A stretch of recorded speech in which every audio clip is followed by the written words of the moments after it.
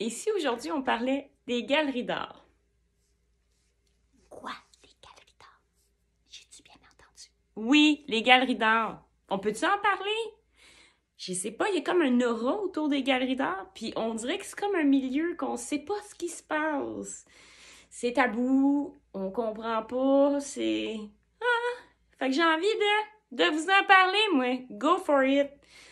Tout d'abord, pour alléger l'atmosphère, je vais vous raconter une petite anecdote du haut de mes 21 ans à l'époque. Ça fait plus de 10 ans. Ma première expérience dans une galerie d'art. Vous allez rire de moi. À l'époque, je faisais des papillons, des fleurs en pâte texturée puis des paysages. Et il y a une galerie d'art qui m'accepte pour mes papillons. C'est dans le vieux Québec, Saut-Maclos, l'espèce de belle rue toute enchanteresse typique, vieille, avec toutes les autres galeries autour. Moi, je m'en vais là. Je débarque avec mes toiles, full excitée. Je débarque avec des toiles avec les contours même pas finis. Ben oui. En fait, j'avais pas fini mes contours. Moi, j'étais genre juste, ah, cool, je débarque avec mes toiles, tu sais. J'étais comme, ben, c'est parce qu'il faut que tu finisses tes contours. J'étais comme, hein, de finir mes contours, je comprends pas. Ben oui, hein. Fait que finalement, ils m'ont donné de la peinture puis des pinceaux, puis il a fallu que je finisse mes contours blancs, parce que c'était des toiles galeries, puis j'avais pas fini mes contours. Ben oui. Hey, je pense même que j'avais même pas mis de broche derrière mes toiles. Tu sais, je connaissais rien, là. Je débutais. Fait que c'est ça. Fait que moi, j'ai été porter mes toiles là-bas. Tout est chill. J'ai signé mon contrat. Wow. C'est là que c'est moins cute un peu ce que j'ai à vous partager. Ils ont bien fait ça. C'était, en plus d'être une galerie d'art, c'était un cabinet d'avocats. Alors, la personne qui était là, c'était pas le propriétaire, c'était un représentant quelconque. Fait qu'il me fait signer ma copie à moi, signe sa copie à lui. Puis il me dit, ah, tu vas voir, il va signer plus tard sa partie, puis tout est chill. Ben, vous savez quoi, guys? Ça prend les deux parties pour respecter un contrat. Fait que lui, il a jamais signé son contrat. Fait qu'il était nul. Mon contrat, il servait à rien. J'avais rien pour me défendre parce que le pire qui s'en venait dans tout ça, c'est que ils ont vendu une de mes toiles cash. Ils l'ont vendu cash, ni vu, ni connu, disparatos. J'ai jamais vu la couleur de l'argent. Puis dans le contrat, c'était des œuvres que j'amenais là comme comment on appelle ça? Il y a un terme pour ça là. Tu débarques tes toiles, ils les payent pas là. C'est comme pas un partenariat ou un il va me revenir le mot. Je suis désolée, je continue mon histoire, ça va revenir. Fait que dans le fond, sur mon contrat, il me disait que, bon, il mettait tel prix, puis qu'il se donnait un pourcentage de marge de négociation, peut-être au besoin, puis que moi, j'avais un pourcentage. Puis à l'époque, j'ai compris vite que eux, c'était 60. Eux, 40 mois. 40%! Wow! Hey, faut que t'en vendes de la toile pour faire un salaire quand même, hein? Mais bon, je suis jeune, je suis toute excitée. Hey, c'est dans le Saut-Maclos, dans le Vieux-Québec. J'ai une galerie d'art. Yes, why not? Puis je signe le contrat, mais lui, il n'a pas signé.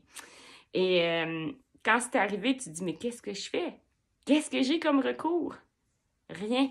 Zéro. Du haut de mes 21 ans, moi, j'ai appris comme ça, paf, à ne pas faire confiance, à lire les contrats, et pas juste les lire, mais t'assurer que tout le monde a bien signé. Hein? J'ai jamais vu la couleur de l'argent, j'ai jamais été en cours pour ça. Je m'as dû aller en cours, payer un avocat, quelque chose pour, quoi, c'était peut-être 300 pièces.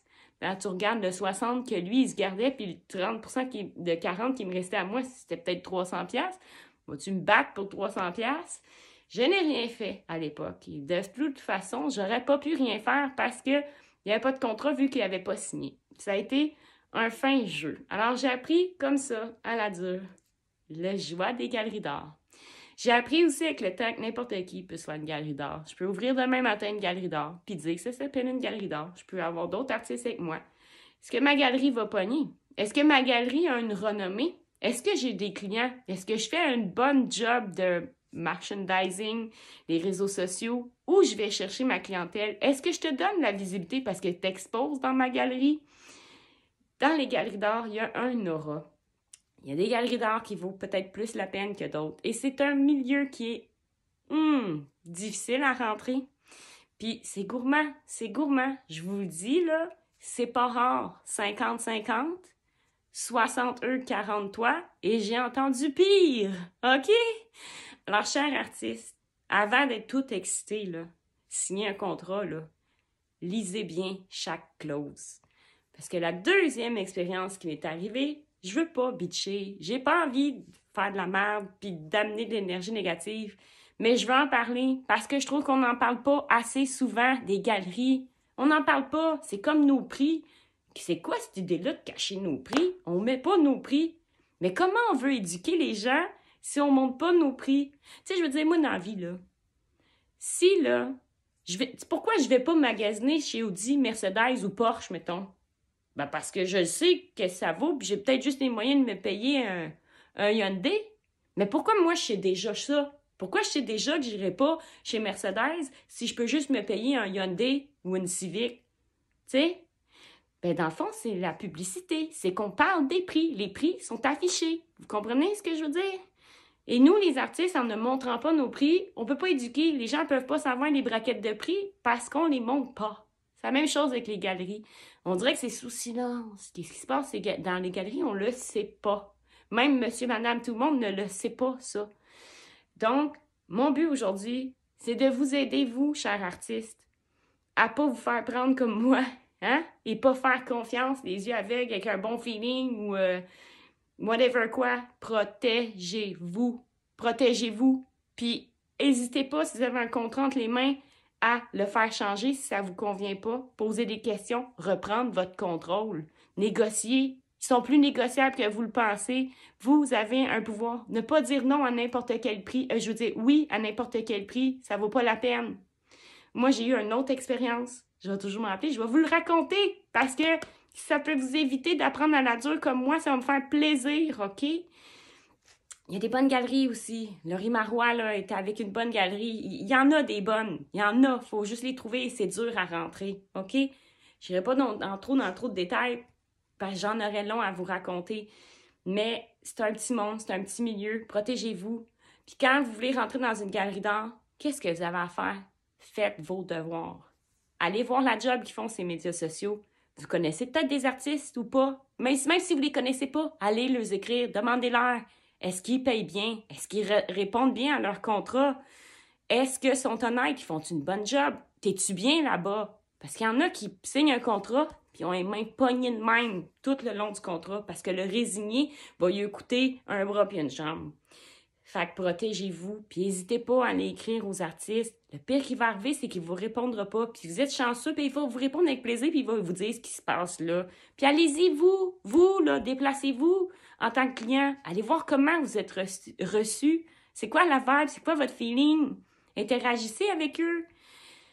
Bref, je donne des petits conseils, des petits trucs. Vous en faites ce que vous voulez. Mais j'ai eu une deuxième expérience avec une galerie d'art qui, je devais faire une prestation live.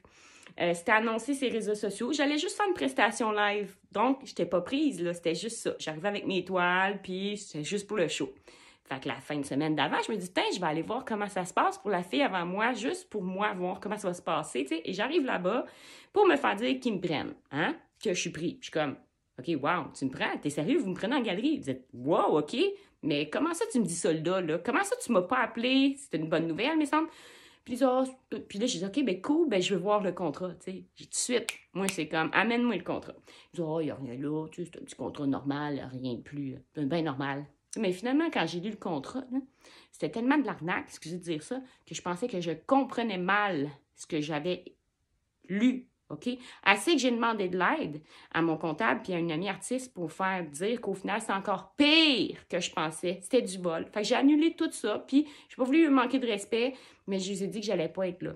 Fait que je veux juste vous dire, protégez-vous, faites vos recherches, puis good luck. On lâche pas les artistes, je vous aime. Je vais juste vous partager mon expérience. J'espère que ça va vous aider. N'hésitez pas à me laisser vos commentaires sur quoi que ce soit, puis vous abonner. Bisous, à bientôt!